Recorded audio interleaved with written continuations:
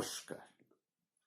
প্রাণারামের মাধ্যমে সম্প্রচারিত ভারত কথার গ্রন্থিমোচনের 591তম পর্বে আপনাদের সবাইকে জানাই সাদর সম্ভাষণ। মহামতি অনন্তলালের পরম আশীর্বাদে আমরা প্রতিদিন শুনে চলেছি পূর্ণ ভারত কথা। আমরা রয়েছে ভীষ্ম পর্বে, মহাভারতের ভীষ্ম পর্বে। ভীষ্ম পর্বের অন্তর্গত শ্রীমদ্ ভগবদ গীতার বিভিন্ন পর্ব আমরা পরপর আলোচনা করে চলেছি।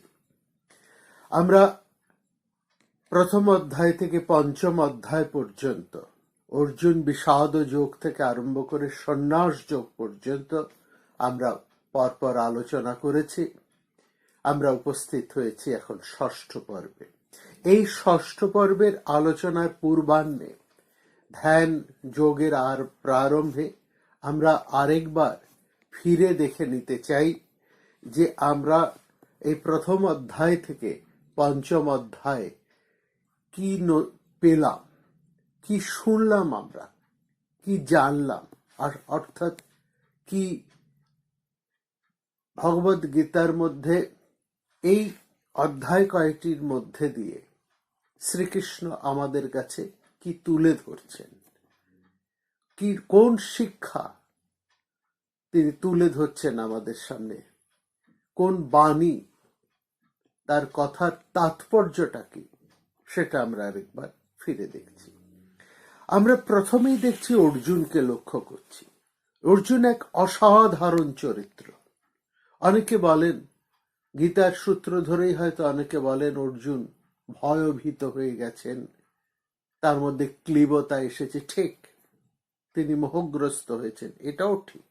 তবু আমরা বলবো অর্জুন এতৎসত্ত্বেও তিনি এক অসাধারণ চরিত্র। কারণ যুদ্ধক্ষেত্রে দাঁড়িয়ে তিনি প্রশ্ন করছেন, আমার এই যুদ্ধ করা কি ন্যায়সঙ্গত? এই প্রশ্নটা তিনি রাখছেন। লক্ষ্য করুন, যুদ্ধের প্রাক্কালে কোন আমাদের ইতিহাসে যত বড় বড় প্রাচীন সময় থেকে যত বড় বড় আমরা যুদ্ধবীরের পরিচয় পেয়েছি, সে আলেকজান্ডারের কথা দেখুন, জুলিয়াস সিজারের কথা দেখুন, নাদির শাহ বলুন, তৈমুর লং বলুন, আকবরের কথা বলুন, তারপরে শাহজাহান থেকে আরম্ভ করে প্রতাপাদিত্য, কিংবা অতি সাম্প্রতিক সময়ের হিটলার, চার্চিল, স্তালিন, কেউ এই প্রশ্ন করেননি। অশোক এই প্রশ্ন করেননি যুদ্ধের পূর্বাহ্নে। তারা কেউ প্রশ্ন করেননি এই যুদ্ধ করা কি ন্যায়সঙ্গত। যখন আমরা কাজ করতে চাই না, আমাদের দাবি দাওয়া নিয়ে আমরা যখন ধর্মঘট করি, এমনকি চিকিৎসা ক্ষেত্রে, শিক্ষা ক্ষেত্রে, গুরুত্বপূর্ণ পরিষেবা দেওয়ার ক্ষেত্রে আমরা যখন আমাদের দাবি দাওয়া নিয়ে ধর্মঘট করি, রাজপথে মিছিল নিয়ে যাবার সময় যখন আমরা সমস্ত রাস্তাকে স্তব্ধ করে দিই আমাদের নৈতিক দাবি, নৈতিক অধিকারের নাম দিয়ে, তখনও কিন্তু এই প্রশ্ন আমরা করি না, ইজ ইট জাস্টিফাইড আমরা যা করছি? আমরা আমাদের দাবি তোলার জন্য যখন কাজ বন্ধ করে দিই, তখন আমরা এই প্রশ্ন করি না, আমাদের এই কাজ কি ন্যায়সঙ্গত? এই প্রশ্ন আমরা করি না। প্রচুর টাকা দিয়ে যখন আমরা, প্রচুর টাকা খরচ করে আমরা যখন কোনো জিনিস কিনি, ভোগ্য বস্তু কিনি, বিলাসদ্রব্য কিনি, তখনও আমাদের মধ্যে এই প্রশ্ন আসে না, যা আমরা করছি, যেভাবে জীবন যাপন করছি, সেটা কি ন্যায়সঙ্গত, সেটা কি জাস্টিফাইড? এই প্রশ্ন আমরা করি না। কিন্তু অর্জুন এই প্রশ্নটা তুলেছিলেন, ঠিক পথে যাচ্ছি তো? আর এই প্রশ্ন যে করে সে কিন্তু পথ হারায় না। সে নিজের কাজ নিয়েই প্রশ্ন তুলছেন, অতএব সে মিথ্যাশ্রয়ী নয়। তার অর্জুনের এই মোহকে যদি আমরা এই দৃষ্টিতে দেখি, এইখানে আমরা বারবার বলি অর্জুন আমাদেরই প্রশ্ন তুলছেন, কিন্তু আমরা এটা ভুলে যাই অর্জুন আমাদের থেকে কতটা আলাদা, এক অসাধারণ চরিত্রের মানুষ তিনি এই প্রশ্নটা তুলেছেন, আমরা কিন্তু এই প্রশ্ন তুলিনি। আর এই প্রশ্ন থেকেই এত বড় একটা দার্শনিক গীতার উদ্ভব হয়েছে। ঠিক যুদ্ধের প্রাক্কালেই তো এই প্রশ্নটা সমস্ত মানুষের মনে আসবে, আমি যে যুদ্ধ করতে যাচ্ছি এই যুদ্ধটা কতটা ন্যায়সঙ্গত। কেবলমাত্র আমার ব্যক্তি স্বার্থে আমি এই যুদ্ধটা করছি না তো, যে অধিকারের কথা বলছি সে অধিকার কেবলমাত্র আমার নিজের স্বার্থজনিত না তো, আর আমার এই অধিকার আদায় করতে গিয়ে আমি অসংখ্য অসংখ্য মানুষের অসুবিধে সৃষ্টি করছি, সেই অধিকার আমার আছে কিনা, এই প্রশ্ন কি আমরা তুলি। এইখানে অর্জুনের সাথে আমাদের পার্থক্য, আর এইখানে অর্জুন অসাধারণ। তার এই প্রশ্নের ভিত্তিতেই আরম্ভ হচ্ছে দ্বিতীয় অধ্যায়, সাংখ্যযোগ। এখানে যোগ শব্দটাকে লক্ষ্য করুন, এর অর্থ খুব সহজ, কিন্তু এর প্রয়োগটা কত কঠিন।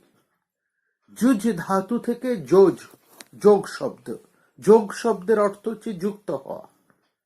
আমরা ব্যক্তি সমষ্টি সবকিছুতেই কোনো না কোনো ভাবে যুক্ত হয়ে আছি। আমাদের ব্যক্তিত্ব গড়ে উঠছে অনেক ভিন্ন ধর্মী উপাদানের যোগ ফলে, আর এই সমন্বয়, বিভিন্ন ভিন্ন ধর্মী উপাদানের সমন্বয়টাই হচ্ছে জীবনের ধর্ম, বেঁচে থাকার ধর্ম। আর এই কর্মসু কৌশলম, কর্মে কুশলতাই হচ্ছে যোগ। যখন যা কিছু করব সেটা করব অনবদ্যভাবে, নিখুঁতভাবে, কোথাও কোনো ফাঁকি নেই।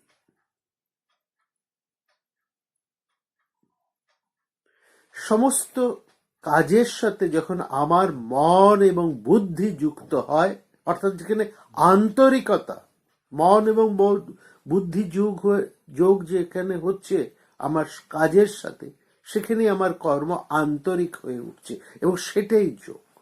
এই আন্তরিক প্রচেষ্টাটাই হচ্ছে উদ্যম বা যোগ,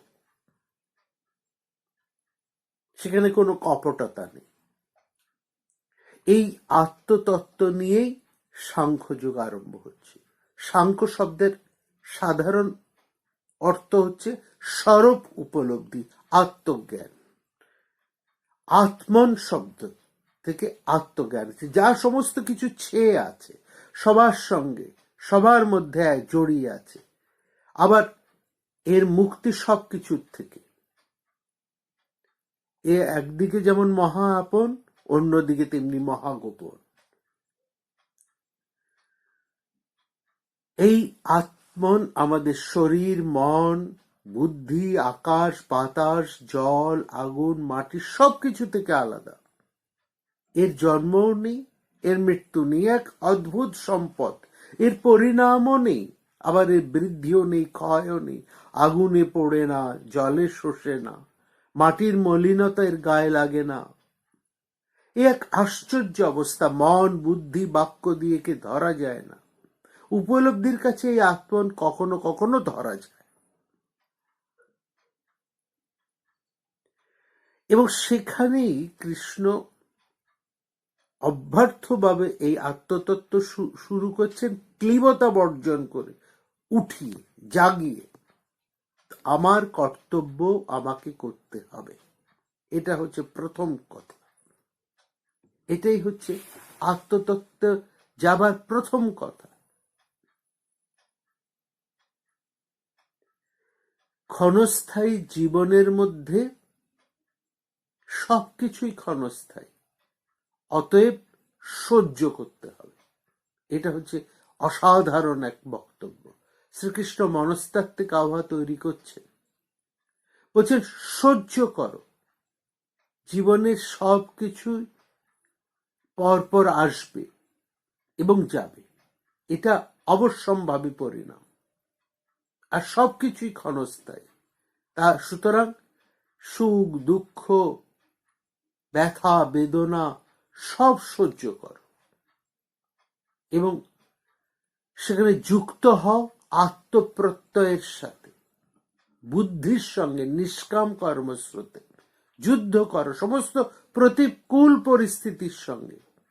তো আমার ভেতরে যে কামনা, যে ক্রোধ, যে লোভ, যে মোহ, যে মাৎসর্য, যে অহংকার, এর সাথে আমার প্রথম যুদ্ধে, এবং সেই যুদ্ধে আমার সঙ্গী, আমার অস্ত্র হচ্ছে আমার বুদ্ধি, আত্মজ্ঞান হচ্ছে আমার সারথি। মন আর ইন্দ্রিয়কে বশে রেখে নিরাসক্ত ভাবে সুখে দুঃখে সম্পদে বিপদে নিরাসক্ত ভাবে কাজ করে যেতে হবে, এবং সেখানে ওই আত্মাই হচ্ছে আমার একমাত্র পরিচয়, সেই হচ্ছে ব্রহ্ম, সেই হচ্ছে সেই বিরাট, যাকে জানলে আর ভয় নেই। সেই আত্মজ্ঞানকে সঙ্গে নিয়ে যুদ্ধ কর।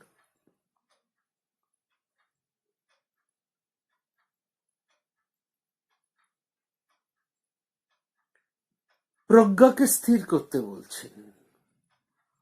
যুদ্ধ জয়ের কামনা বাইরের, ভেতরের কামনা, তাকে আগে জয় করতে হবে, এবং সেই কামনাকে জয় করব কিভাবে? কর্তব্য কর্ম করবার মধ্যে দিয়ে, নিরাসক্ত হয়ে, আত্মস্থ হয়ে, আবৃত চক্ষু হয়ে। সবকিছুই দেখছি অথচ কিছুই দেখছি না, শত্রু মিত্র সবার ব্যাপারে উদাসীন হয়ে, অন্তর্মুখী হয়ে, হৃদয়ের বিষয়ের থেকে ইন্দ্রিয়কে গুটিয়ে নিয়ে, এখানেই আত্মদর্শন।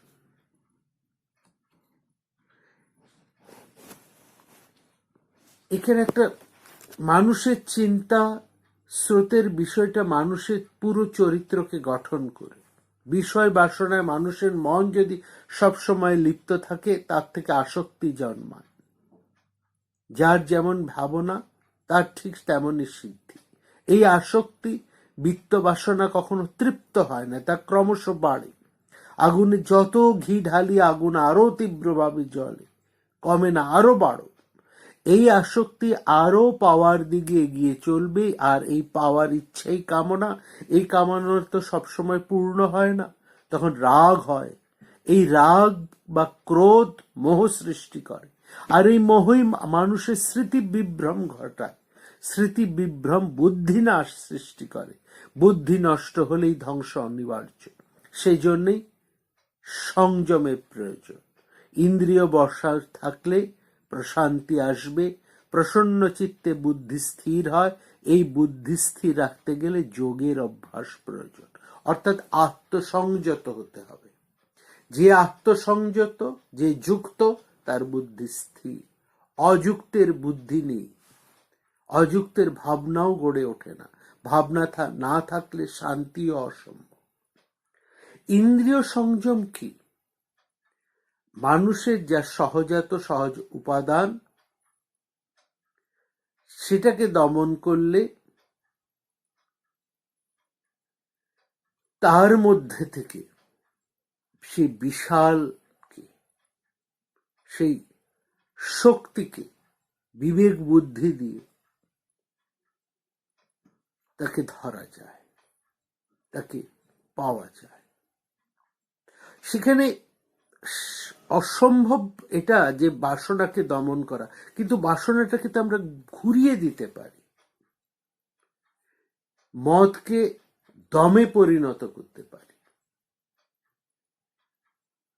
আমার কাজ আমাকে করতেই হবে, কিন্তু কাজের ধারাটাকে আমি পাল্টে দিতে পারি। যে কাজ শুধুমাত্র নিজের জন্য করছিলাম, সেই কাজ এখন আমি করব সর্বজনের জন্য, সর্বজনের সঙ্গে। সমাজ শব্দের অর্থ হচ্ছে সমবেত আজ্য। আজ্য মানে আহুতি। সমবেত আহুতি প্রদান থেকেই সমাজ ভাবনা। তার মানে সবার সঙ্গে, সবার সাথে মিলে, সবার জন্য এই কাজের ধারাকে পরিবর্তন। তাহলে আমার মধ্যে যে ক্ষুদ্রতা ছিল, আমার যে রিপুগুলো যে আমাকে টেনে রাখছিল, তা কিন্তু আর আমাকে এভাবে টেনে রাখতে পারবে না। কি অপূর্ব সমস্ত শ্লোকগুলো দিয়ে এই দ্বিতীয় অধ্যায়ে বলা হচ্ছে, শেষ হচ্ছে। ইয়ানীশ সর্বভূতানাম তস্যম জাগ্রতি সংযমী যস্যম জাগ্রতি ভূতানি সানীশ পশ্যতো মুনি। বলছেন, আপূর্যমানম অচল প্রতিষ্ঠম সমুদ্রম আপ প্রবিশ্যন্তি যদ্বৎ তদ্বৎ কামযম প্রবিশ্যন্তি সর্বেশ শান্তি আপনোতি ন কাম কামি বিহায় কামায় য সর্বান পুমাং চরতি নিস্পৃহ নির্মম নিরহংকার শান্তি অধিগচ্ছতি। एषा ब्रह्म स्थिति पार्थ न एनम प्राप्य विमुच्यति स्थिताश्रमन्त काले अपि ब्रह्म निर्वाण ऋच्छति। অর্থাৎ সংযমকে হাতিয়ার করে ইন্দ্রিয় বাসনা সব কিছু শুভ বুদ্ধি দিয়ে চালনা করে আত্মা দিয়েই আত্মাকে উপলব্ধি করা। এখানে যোগ হচ্ছে বিশ্ব চেতনার সাথে, ভূমার সাথে। ভূমার হচ্ছে সুখের উৎস মুখ। আমার জীবন যুদ্ধের জন্য শুধু আত্মার আলোটি আমি জ্বালিয়ে তুলব, আত্মদীপ ভব। এই আলো জ্বালানোই হচ্ছে দ্বিতীয় অধ্যায়ের মূল কথা। নিজের দীপটি নিজে জ্বালিয়ে তুলব। তারপরে কর্মযোগে বলছেন, অর্জুন খুব প্রাসঙ্গিক ভাবে একটা প্রশ্ন করছেন কৃষ্ণকে, আমরা শুনেছি। জ্ঞান লাভের যে কথা বলছো, আত্মসম্পৃক্ত হতে বলছো, আবার বলছেন কর্মে তোমার অধিকার। সেখানে অর্জুন বলছেন, আমি খুব বিভ্রান্ত হয়ে পড়েছি। ব্রাহ্মস্থিতি যদি পরম প্রাপ্তি হয়, তাহলে যুদ্ধের কি প্রয়োজন? যুদ্ধে কেন আমাকে উৎসাহিত করছো? সেখানে কৃষ্ণ বলছেন দুটো ধারার কথা, জ্ঞানযোগ এবং কর্মযোগ। জ্ঞানযোগ জ্ঞানীদের, কর্মযোগ যোগীদের। কাজ না করে কেউ মোক্ষ বা মুক্তি পায় না, আবার জ্ঞান লাভ না করলেও কর্মে পরিপূর্ণতা লাভ করতে পারে না। কেউ এক মুহূর্ত কাজ করে না করে থাকতে পারে না। নিজের নিজের প্রকৃতি অনুসারে প্রত্যেককে কিছু না কিছু করতেই হয়। আবার কর্মেন্দ্রিয় সংযত করে সে কেবল মনে মনে ইন্দ্রিয়ের যে স্মরণ করে সে মিথ্যাচারী। আবার যে মন দিয়ে যে ইন্দ্রগুলোকে সংযত করে নিষ্কাম কর্ম করেন, সেই হচ্ছে শ্রেষ্ঠ। অত্যন্ত মূল্যবান কথা বলছেন। সব সময় কাজ করো, কাজ ছাড়া তোমার শরীর টিকবে না, শরীর যাত্রা অসম্ভব। বাস্তব ক্ষেত্রে দেখি যে আমাকে ঘিরে কর্মপ্রবাহ নিরন্তর চলছে। সেই জন্য ঐতরেয় ব্রাহ্মণের সেই পরম উপলব্ধি, চরৈবেতি চরৈবতী, এগিয়ে চলো, থেমে থেকো না। আমার প্রকৃতির রাজ্যে যদি আমি একটু মনোনিবেশ করি, তাহলে দেখব গাছপালা, নদী, ঝর্ণা, কীট পতঙ্গ, জন্তু জানোয়ার সব কাজে মেতে আছে। ফুল ফল বীজ বনস্পতি রচনায় ব্যস্ত। মৌমাছি, প্রজাপতি, পাখি সব এই প্রকৃতিকে সংরক্ষণ করছে। নানা ধরনের জন্তু জানোয়ার পরিবেশ রক্ষায় কাজে ঠিক বহাল আছে। বাতাস বইছে, আগুন তাপ দিচ্ছে, সূর্য কিরণ মালায় বিশ্ব সংসারকে উদ্দীপিত করছে। মেঘ বৃষ্টি ধারা হয়ে ঝরে পড়ছে, তার থেকে শস্য উৎপন্ন হচ্ছে। সেই শস্য অন্নরূপে মানুষের খাদ্য হচ্ছে। মানুষের অন্নময় কোষ থেকে প্রজন্মের সৃষ্টি হয়ে চলেছে। বহমান স্রোত ধারায় আমরা ভেসে চলেছি। এক ব্যক্তি মানুষের জৈব তত্ত্ব বিশ্লেষণ করলে কত কত কর্ম প্রক্রিয়া বেরিয়ে পড়ছে। আমাদের মগজ, স্নায়ুতন্ত্র, হৃদয়, সুষমা, গ্রন্থি, যকৃৎ আমাদের শরীর যন্ত্রটাকে সচল করে রাখার জন্য প্রত্যেকের কাজ করে চলেছে। মনের ভেতরের কাজও তো থেমে নেই। সেখানে ইচ্ছা, আকাঙ্ক্ষা, প্রবৃত্তি, প্রক্ষোভ, রাগ, অনুরাগ সব সময় এসে হাজির হচ্ছে। কখনো সাড়া পাচ্ছে, কখনো পাচ্ছে না। উদ্দীপক আর সাড়া দেওয়া, এই নিয়েই তো জীবন, কেউ তো থেমে নেই, কিছু থেমে নেই, সব চলমান। তাই কর্ম প্রাণ ধারণের মূল উপাদান। আমাদের কৃষ্টি, সভ্যতা সব কিছু দাঁড়িয়ে আছে এই কর্ম উদ্দীপনার ওপর। ঝরা শ্রাবণের ধারার মতো কবিতার নির্ঝর, সঙ্গীতের মূর্ছনা, শিল্পীর হাতে তুলির আঁচড়, এইভাবেই তো সৃষ্টি করে চলেছে আমাদের জীবনের সুষমা। তাই কর্ম সুন্দর। শিশুর প্রথম আবির্ভাব লক্ষ্য করুন, সেই কান্নার মধ্যে দিয়ে, সে ওই কান্নার মধ্যে দিয়েই নন্দনের সংবাদ নিয়ে আসছে, উত্তরাধিকারের অধিকার দাবি করছে সে। এই কর্মই তো জীবন। আমার আচার আচরণ, আমার প্রকৃতিই তো তাই বলছে। নিঃশ্বাস প্রশ্বাস, চোখের পাতা ফেলা, বোঝানো, চিন্তা ভাবনা, লালা নিঃসরণ, সবই তো কাজের কথা বলছে। সময় চলছে, মুহূর্তে মুহূর্তে পালা বদল হচ্ছে, নদীর স্রোত এগিয়ে চলছে, এক স্রোতে দ্বিতীয়বার আমরা পা ফেলতে পারি না, অসীম সমুদ্রে সে ছুটে চলেছে। এই কর্মযোগের জন্য কোন পথ আশ্রয় করতে হবে তার ব্যাখ্যা করছে। কিন্তু এমন ভাবে কাজ করা চলবে না যা আমার বন্ধনের কারণ হয়ে উঠছে। এটা হচ্ছে কাজের মূল কথা। সমস্ত কাজ করব, কিন্তু সেই কাজ করতে হবে অনাসক্ত হয়ে, ঈশ্বরের উদ্দেশ্যে, এক বিরাটের উদ্দেশ্যে, এক সামগ্রিক দৃষ্টিভঙ্গি থেকে কর্মফল অর্পণ করে। আর এখানেই যজ্ঞের কথা আসছে। যজ্ঞ মানে বহুজন হিতায় নিঃস্বার্থ ত্যাগ করা, নিজেকে আহুতি দেওয়া। যজ্ঞ করে দেবতার প্রাণী সবার শ্রীবৃদ্ধি করেছেন, আবার মানুষও যজ্ঞ করে দেবতাদের প্রীতি করছে। যজ্ঞ কর্ম থেকেই উৎপন্ন। এই যজ্ঞের অর্থই সেই জন্য অন্যের জন্য মঙ্গলজনক কাজ। বিদ্যাদানও যজ্ঞ। শাস্ত্র বলছে গৃহস্থের প্রতিদিন অনুগ্রহ যজ্ঞ 5টি: ঋষিযজ্ঞ, ভূতযজ্ঞ, নৃযজ্ঞ, পিতৃযজ্ঞ, দেবযজ্ঞ। বাবা মার সেবা, গুরুজনদের সেবা, সমস্ত প্রাণীর আহার সংস্থান করা, এই সবই তো যজ্ঞ অনুষ্ঠানের অন্তর্গত। সেই জন্য বলা হচ্ছে ভুঞ্জতে তে তঘং পাপং যে পচ্যান্ত আত্মকারণাৎ। সে যে শুধু নিজের জন্য খায়, যে শুধু নিজের জন্য আয়োজন করে, সে পাপের অন্ন ভক্ষণ করে। অন্ন হচ্ছে ব্রহ্ম, আমাদের অন্নময় কোষ অস্তিত্বের প্রধান এবং প্রথম উপাদান। অন্ন থেকেই সৃষ্টি, মেঘ থেকে অন্ন, মেঘের উদ্ভব যজ্ঞ থেকে। যজ্ঞ অর্থাৎ কর্ম। কেমন কর্ম? না নিঃস্বার্থ কর্ম, নিষ্কাম কর্ম, অন্যের জন্য সমবেত কাজ, স্বার্থবিহীন কাজ। ধূম জ্যোতি সলিল মারুতং সন্নিপাত, অর্থাৎ ধোঁয়া, আগুন, জল আর বাতাসের সম্মিলনে এই মেঘ। আবার কর্ম ব্রহ্ম, সেই বেদ থেকে উৎপন্ন। আবার এই ব্রহ্ম অক্ষর থেকে সৃষ্টি। তাই যা কিছু কর্ম সবই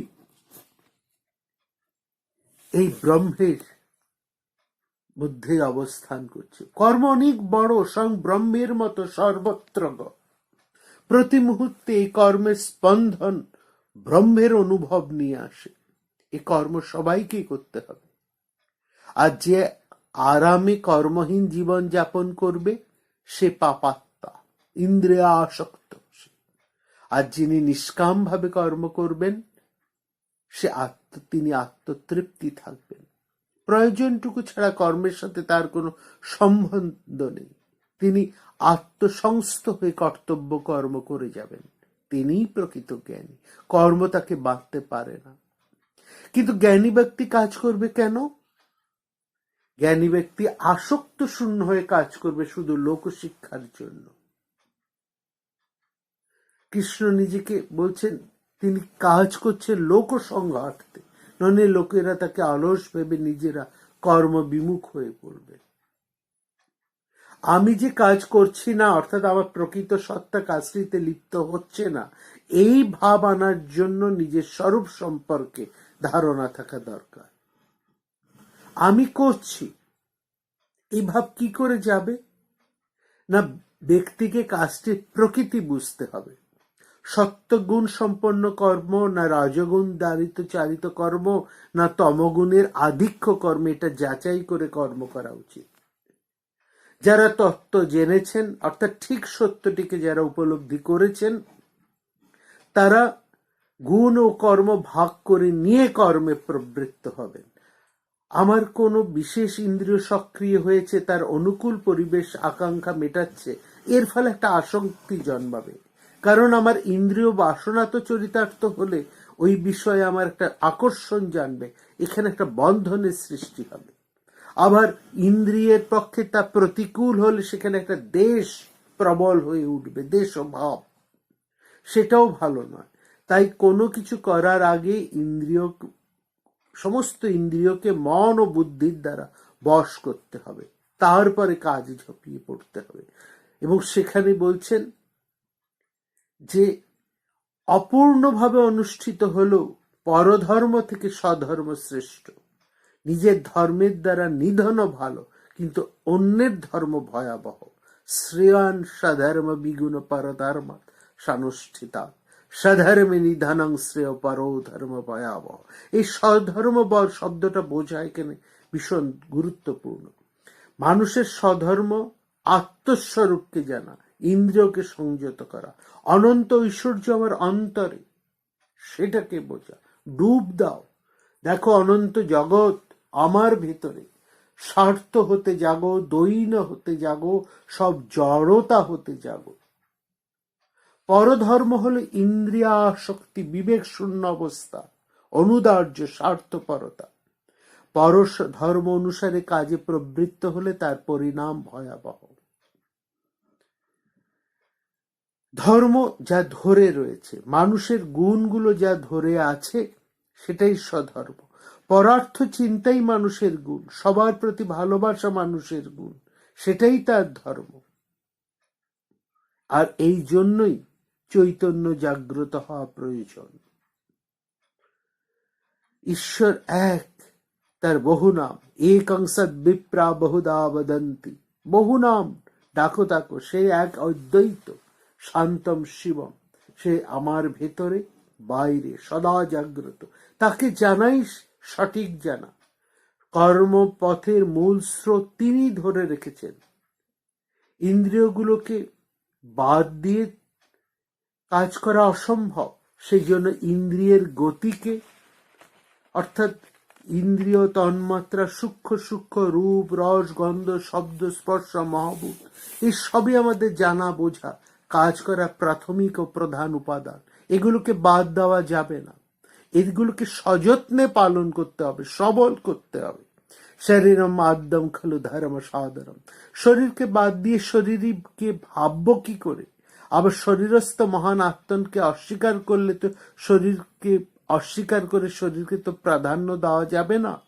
তাই সূক্ষ্মাতি সূক্ষ্ম অনুভবের জন্য, সঠিক প্রত্যক্ষণের জন্য, জ্ঞান লাভের উপযোগী করে সঠিক শরীর গঠনের জন্য ইন্দ্রিয় অঙ্গ প্রত্যঙ্গ কোনোটাকেই বাদ দেওয়া যাবে না। তন্ত্র শাস্ত্র সহজিয়া সব ভাবনায় শরীরকে কেন্দ্র করে গড়ে উঠেছে, কিন্তু মনে রাখতে হবে শরীর সব নয়। সেখানে আলস্য নিরুদ্যম জীবন হতাশাগ্রস্তের মধ্যে কাটানো নয়, স্বাস্থ্যহীনতা ধর্মের লক্ষণ নয়।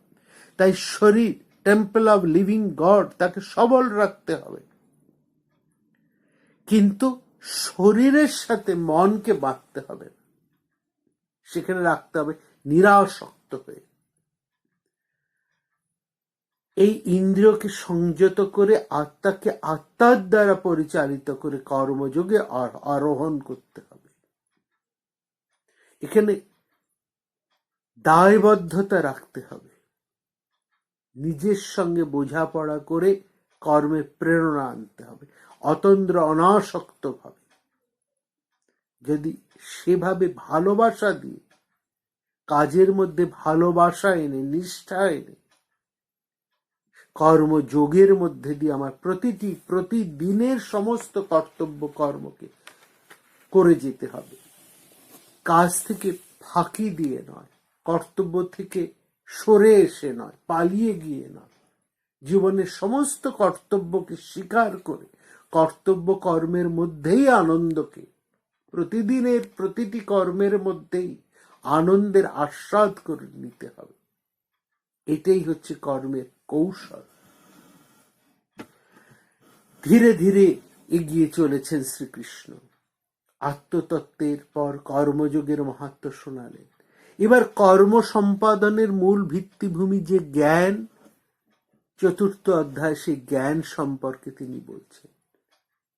সে বলছেন যেহেতু অর্জুন তার প্রিয়, তাই তিনি বলছেন সেই আত্মজ্ঞানের কথা।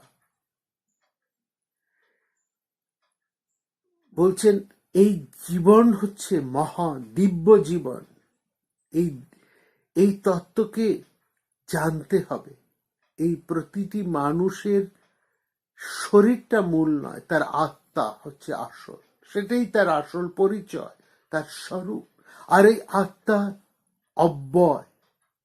সেই জন্য তিনি বলছেন আমি বারবার এসেছি, সেই প্রাচীন সময় থেকে আমি চলেছি, সেটাকে আমি জানি আর তুমি হয়তো জানো না। অর্জুনকে বলছেন আমি কত জন্ম অতিক্রম করে এই পর্যায়ে এসেছি, তুমি ভুলে গেছো কিন্তু আমি ভুলিনি। আমার জন্ম নেই, ক্ষয় নেই, আমি অব্যয় আত্মস্বরূপ। এটাই তো আমাদের প্রত্যেকের পরিচয়। আমরা প্রত্যেকেই অব্যয় আমরা প্রত্যেকে। আমাদের কারো ক্ষয় নেই, আমাদের কারো জন্মও নেই, আমাদের কারো মৃত্যু নেই, শরীরের আছে। এবং সেখানেই বলছেন কর্মের ভাগ করছেন তিনি, কর্ম, অকর্ম, বিকর্ম।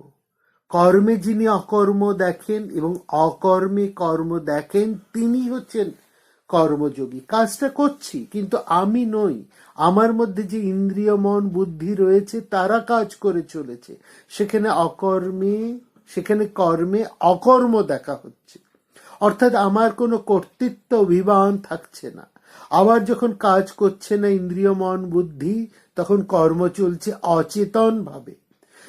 কর্মাভাব মানে আলস্য নয়, আলস্য হচ্ছে তমগুণের লক্ষণ। আত্মকর্তৃত্ব যুক্ত কাজ রজগুণের প্রকাশ, আর আমিত্ব ছাড়া যে নিষ্কাম কর্ম সেটাই সত্যগুণ। এই আপন থেকে বাহির হয়ে বাইরে দাঁড়া, বুকের মাঝে বিশ্বলোকে পাবি সাড়া। জ্ঞানের সাহায্যে এই আমিত্বকে দূর করতে হবে, তাহলেই সমস্ত কর্ম শুদ্ধ এবং পবিত্র হয়ে উঠবে। কামনা শূন্য হয়ে অন্তরে বাইরে সমস্ত ভোগের বস্তু বর্জন করে কেবল শারীরিকই কাজটুকু করবে, সেখানে যেন কোনো রকম আমিত্ব না থাকে। এখন ভাববার বিষয়, এমন অবস্থা কি করে আয়ত্ত করা যাবে? অজস্র কর্ম প্রভাবে আমি রয়েছি, অথচ আমি কিছু করছি না, করছি আমার ইন্দ্রিয়াদি। এই অবস্থা আনবার জন্যই তো জ্ঞানের প্রয়োজন। সেই জন্য জ্ঞানকে সর্বোচ্চ জায়গায় স্থাপন করা হলো। জ্ঞানের মতো পবিত্র আর কিছু নেই। এই জ্ঞান রূপ অসি দিয়ে ছিন্ন করতে হবে কর্মের বন্ধন। বলছেন যদৃচ্ছ লাভে সন্তুষ্ট থাকবে। শীত উষ্ণদি দ্বন্দ্ব দ্বারা পীড়িত হলেও অবিষণ্ণ চিত্তে মাৎসর্য সমস্ত চাওয়া পাওয়ার লাভে অলাভে সমচিত্ত। তিনি শুধু শারীরিক অস্তিত্বের জন্য কাজ করবেন, বড় কিছুর উদ্দেশ্যেই তিনি কাজ করবেন। সেখানে বলছেন ব্রহ্মই অগ্নি, ব্রহ্মই আহুতি, কর্মও ব্রহ্ম, ফল ব্রহ্ম। এই অর্পণ হচ্ছে কামনা শূন্য। সমাহিত চিত্ত ব্যক্তি এমন বড় উপাসনা করতে পারেন। একজন গৃহস্থ যোগী হতে পারেন। সংসারী লোকেরও তত্ত্বজ্ঞান থাকবে, সে যা করবে সবই করবে ওই বৃহতের উদ্দেশ্যে, এবং বৃহতের উদ্দেশ্যে সে তার প্রতিদিনের সব কিছুকে আহুতি প্রদান করবে। এখানে বহু রকমের যজ্ঞের কথা বলছে। আমাদের আহার গ্রহণ, প্রাণায়াম, অধ্যয়ন, পরহিত ব্রত সবকিছুই যজ্ঞ। আমাদের শরীরই হচ্ছে এক বিরাট যজ্ঞ গৃহ, সব সময় সেখানে কাজ চলছে। 5 বায়ু, প্রাণ, আপান, উদান, ব্যান, সমান, এরা সবসময় শরীর ও মন রক্ষায় কাজ করে চলেছে। প্রাণায়ামের সময় পূরক, কুম্ভক, রেচক, এই শ্বাস প্রশ্বাস প্রক্রিয়ায় মানুষ সংযম অভ্যাস করে। এও এক ধরনের যজ্ঞ ক্রিয়া। দ্রব্যের দ্বারা সম্পাদিত যজ্ঞ অপেক্ষা জ্ঞান যজ্ঞ অনেক বড়। জ্ঞান লাভই মানুষকে মুক্তির পথ বলে দেয়। এই জানা সম্ভব হয় প্রণত হয়ে, প্রশ্নবান হয়ে, পরিশ্রমী হয়ে। তদ বিদ্ধি পরিণিপাতেন পরিপ্রশ্নেন সেবয়া। জ্ঞান লাভ করবে উপযুক্ত ব্যক্তির কাছ থেকে। এই জ্ঞান লাভ করতে হলে প্রয়োজন শ্রদ্ধা, তৎপরতা এবং সংযম। অজ্ঞ শ্রদ্ধাহীন মানুষ কখনো জ্ঞান লাভ করতে পারে না। জ্ঞানী মানুষ শান্তি পান, কর্মের বন্ধন থেকে তিনি মুক্ত হন। এই জ্ঞান হলো আত্মজ্ঞান। জ্ঞান যোগে কর্মের মধ্যে দিয়ে আসল জ্ঞানটি লাভের কথা এখানে বলা হলো। এখানে আত্মপ্রভুত্বের কথা বলছেন। সংযমের অর্থ এই নয় যে বিনা বিচারে শরীরকে কষ্ট দিতে হবে। তার অর্থ হচ্ছে বিচার বিবেচনা পূর্বক অগ্রসর হওয়া এবং শরীর ও মনকে যুক্তিপূর্ণ হওয়ার শিক্ষাই দেওয়া। আমরা কতগুলো নির্দিষ্ট অবস্থার উপর যতক্ষণ নির্ভরশীল হয়ে থাকি ততক্ষণই আমরা পরাধীন। আমাদের আধ্যাত্মিক জীবনে প্রথম শিক্ষা হলো দৈহিক স্বাধীনতা লাভ করা। আমরা শোয়ার জন্য আরামদায়ক শয্যা লাভ পাই, খাবার জন্য উৎকৃষ্ট আহার পাই, তা উপভোগ করতে আমাদের বাধা নেই। কিন্তু যখন আমরা পাবো না তখন যেন আমরা দুঃখিত না হয়। সেই জন্য প্রয়োজন অভ্যাসের দ্বারা শরীরকে বাধ্য এবং সহনশীল করে তোলা। ভারতবর্ষে এই কৃচ্ছ সাধনাকে চূড়ান্ত করতে বলা হয়। আত্মসংযম বা কৃচ্ছ সাধনের উদ্দেশ্য কিন্তু যশ লাভ বা অলৌকিক শক্তি লাভ নয়। তার উদ্দেশ্য হচ্ছে সমস্ত শক্তির উপর আধিপত্য লাভ করা। সংযম অভ্যাস করার সঙ্গে সঙ্গে এই শক্তি লাভ হতে পারে। এইটাই হচ্ছে মূল কথা, সংযমের মূল কথা। আর অসংযমের অর্থই হচ্ছে দুর্বলতা। শরীরকে প্রশ্রয় দেওয়াটাই হচ্ছে আমাদের দুর্বলতা। সুতরাং আমরা যে কাজই করি না কেন সংযম এর সঙ্গে যেন সংযমকে যেন আমরা প্রধান করি, নিম্ন প্রবৃত্তিকে জয় করে যেন আমরা কাজ করি। এখানে প্রত্যেকটা আরেকটা প্রধান কথা এখানে বলছেন আমাদের মনের স্বাভাবিক গতি হচ্ছে বহির্মুখী। তার সব আশা আকাঙ্ক্ষা আকর্ষণ বাহ্যিক বিষয়। কিন্তু পার্থিব বস্তু যা কিছুই তার আয়ত্তে আসুক না কেন, এমন কিছুর অভাব তার থেকে যায় যার জন্য সে সম্পূর্ণ সুখী হতে পারে না। সুতরাং আমরা কি এমন কিছু প্রাপ্তির জন্য ব্যাকুল হব না যা অধিকতর সুখদায়ক? দাসত্বের জীবন যাপন করে স্থূল প্রবৃত্তির আবেগের বশীভূত হয়ে কি আমরা নিশ্চিত থাকব? এই প্রশ্ন তো আমাদের একদিন আসবে, এবং সেই প্রশ্নের উত্তরটা কোথা থেকে আসবে? সেই প্রশ্নের উত্তর হচ্ছে যে আমাদেরকে মনে রাখতে হবে যে আমরা এই শরীরের আমরাই মালিক। এই শরীরের এই ইন্দ্রিয় আমাদের মালিক নয়। আমরা আমাদের ইন্দ্রিয়কে আমাদের ইচ্ছা অনুসারে চালনা করব। ইন্দ্রিয় তার ইচ্ছা অনুসারে আমাদেরকে চালিত করবে না। অন্যকে বশ মানানোর চেয়ে ইন্দ্রিয় জয়ের ক্ষমতা বৃহত্তর শক্তির পরিচয়। যে অন্যকে শাসন করতে চায় তার উচিত আগে নিজেকে শাসন করা। তাকে আগে প্রমাণ করতে হবে যে সে নিজের গৃহের কর্তা। ইন্দ্রিয়কে তার গতিবিধি নিয়ামক হতে না দিয়ে শরীরের প্রতিটি অঙ্গ প্রত্যঙ্গকে তার নিজ ইচ্ছাধীনে আনাই হচ্ছে তার কর্তব্য।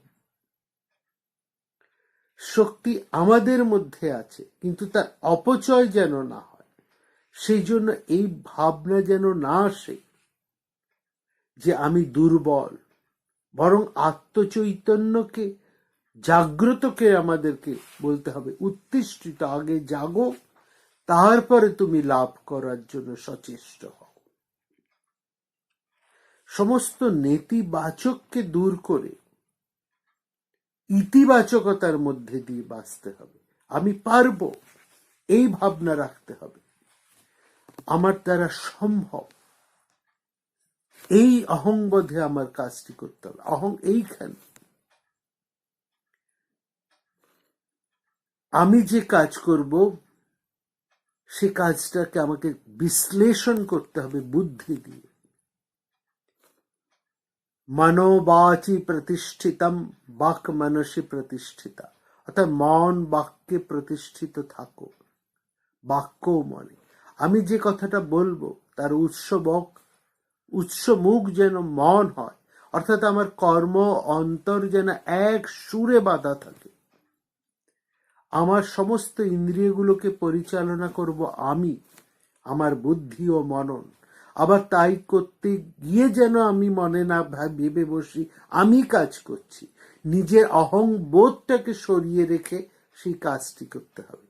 কাজের অন্তরালে যে নিরুপাধিক নিরাসক্ত শক্তি রয়েছে, তাকে উপলব্ধি করাই হচ্ছে এই জ্ঞান, এই আত্মজ্ঞানের শিক্ষা। তারপরেই আমরা শুনলাম সেই সন্ন্যাস যোগের কথা। অর্জুন এখানে প্রশ্ন করছেন, কোনটা শ্রেয়, কর্মসন্ন্যাস না নিষ্কাম কর্ম? পঞ্চম অধ্যায়ে এর আলোচনা হয়েছে। কোনটা মোক্ষের পথ, সাংখ্যের অর্থাৎ জ্ঞানের না যোগের অর্থাৎ কর্মের? এর উত্তরে শ্রীকৃষ্ণ বললেন, দুটো পথই মুক্তির পথ, যে কোনো একটা পথে চললেই হলো। সন্ন্যাস শব্দের অর্থ হলো সম্যক রূপে ন্যায়, অর্থাৎ ত্যাগ করা, কামনা বাসনা কাম্য বস্তু ইন্দ্রিয়ার্থ বস্তু সবকিছু ত্যাগ করে আত্মসংবৃত্ত হওয়া। সন্ন্যাস বা ত্যাগ কায় মনোবাক্যে অত্যন্ত প্রয়োজনীয়, কিন্তু কর্মযোগের মধ্যে দিয়েই সেই সন্ন্যাস আসবে। কর্মত্যাগ তখনই হবে যখন কাজ করতে করতে কর্মের বন্ধন ঘুচে যাবে। সেই জন্য আমাদের চতুরাশ্রম ব্যবস্থা, ব্রহ্মচর্য, গার্হস্থ, বানপ্রস্থ, সন্ন্যাস। গৃহস্থের জন্য প্রস্তুতি দরকার, সেই জন্য ব্রহ্মচর্য। গৃহস্থ জীবন কর্মের জীবন, কর্তব্য সমাপনের জীবন। সেখানে সমাজ জীবন, তার মঙ্গল ও আত্মমুক্তি। বিশ্ব সাথে তার যোগ, সেই যোগ তোমার সাথে আমারও। সেই জন্য নিজের জন্য অন্ন প্রস্তুত করে খাওয়ার বিধান সেখানে নেই। সেখানে অন্ন প্রস্তুত করতে হবে সবার মধ্যে দিয়ে, খেতে হবে সবার সাথে। কর্মসন্ন্যাস অপেক্ষা এই জন্য কর্মযোগকে প্রাধান্য দিয়েছেন শ্রীকৃষ্ণ। মানুষ যে কোনো অবস্থায় থাকুক না কেন, সে কর্মেই যুক্ত। যিনি প্রকৃত যোগী, তিনি শরীর মন বুদ্ধির কাজগুলোকে পরোক্ষভাবে নিরীক্ষণ করবেন। তিনি স্পর্শ করছেন, কি দেখছেন, কি ঘ্রাণ নিচ্ছেন, কি তিনি শুনছেন, সব অবস্থাতেই তিনি নিষ্ক্রিয়। তার স্বপ্ন, আহার, নিদ্রা, চলাফেরা, শ্বাস প্রশ্বাস, চোখের পাতা ফেলা বন্ধ করা, সবই ইন্দ্রিয়ের কাজ। তিনি রয়েছেন একেবারে অবিচলিত। তার শরীর মন বুদ্ধি কাজ করছে, তিনি এই কাজের ঊর্ধ্বে। এখানে কোনো কর্তৃত্বাভিমান অর্থাৎ আমি করছি এই ভাব নেই। ঈশ্বর কিন্তু জীবকে কর্তৃত্ব অভিমান দেননি, এটা স্বভাবের কাজ।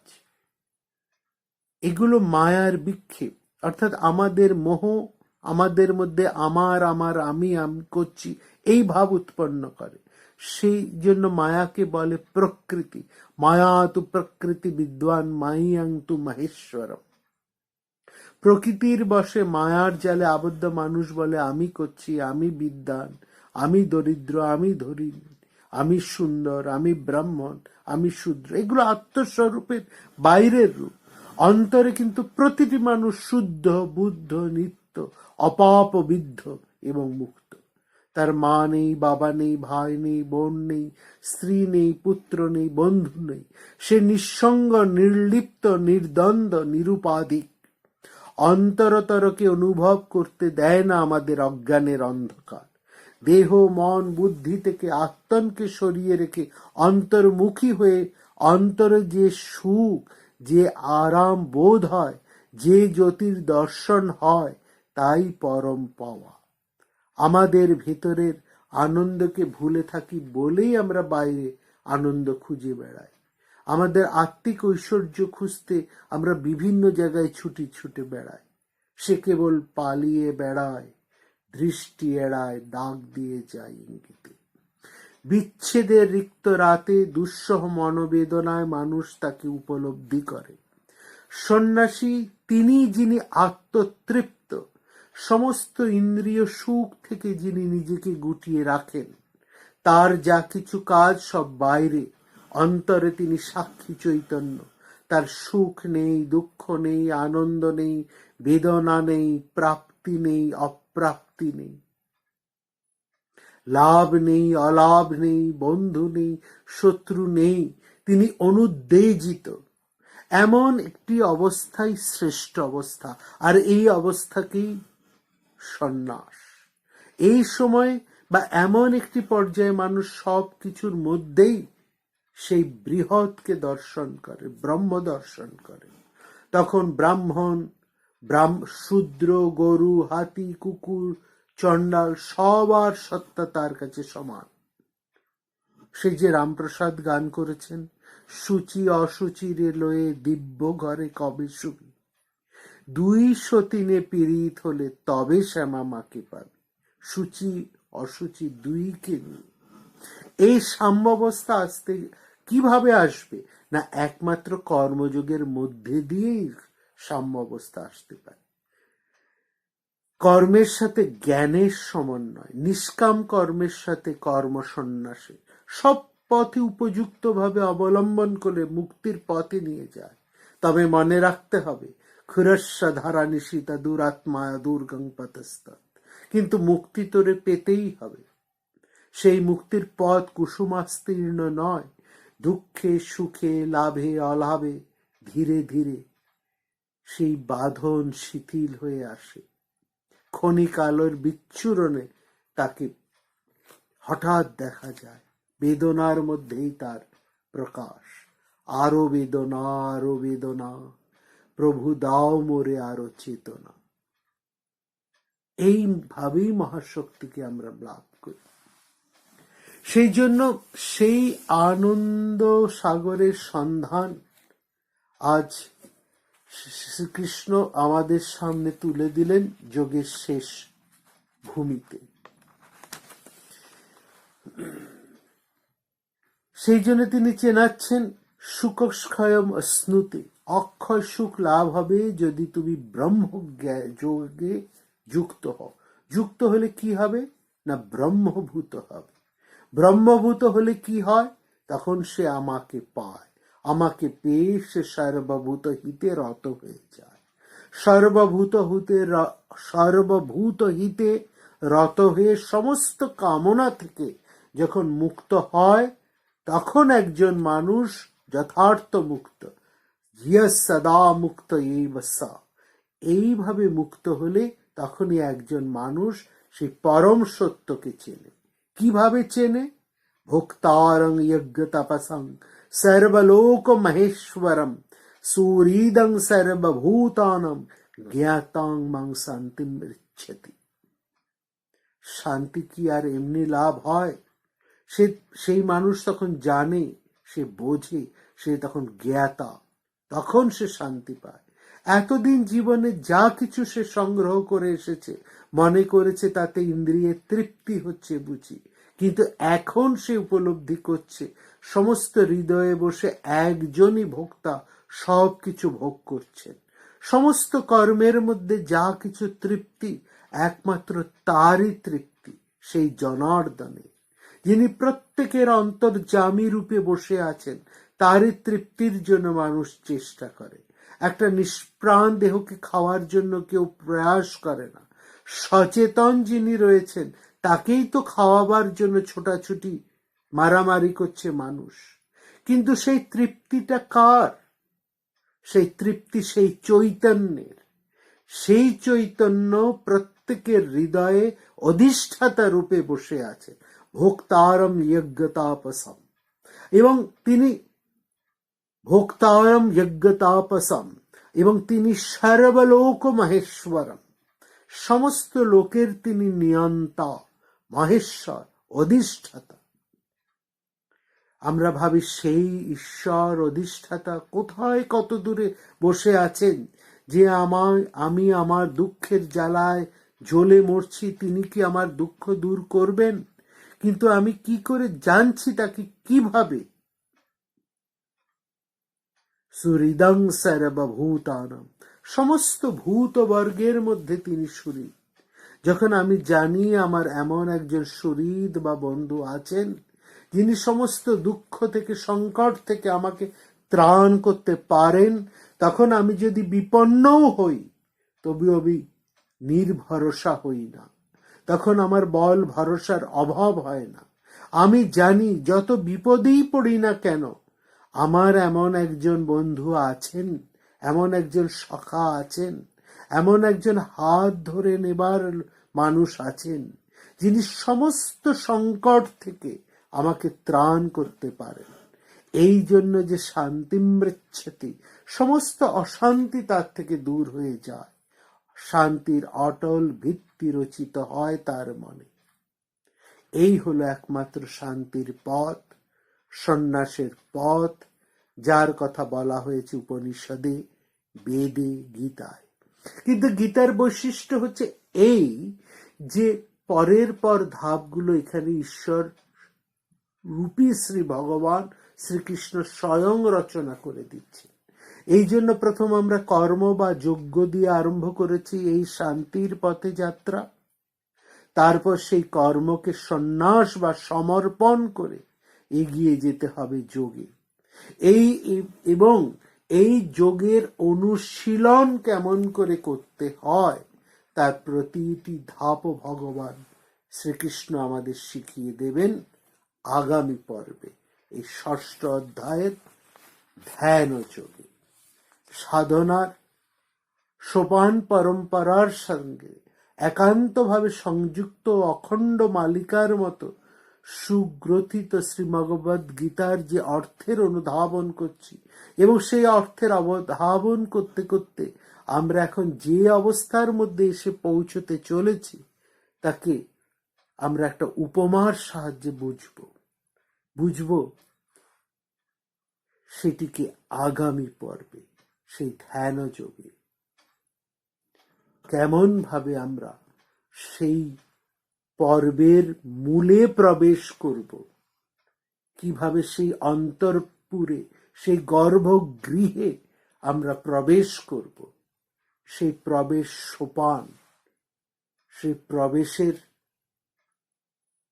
স্বরূপটি, উপায়টুকু তিনি আমাদেরকে শিখিয়ে দেবেন ধ্যান যোগে। আমরা আগামী পর্বে সেই সোপান আরোহণের প্রক্রিয়াটি একটু একটু করে শিখব। সবাই ভালো থাকবেন, কখনোই নির্ভারত হয়ে থাকবেন না। নমস্কার। প্রাণারাম প্রাণারাম প্রাণারাম।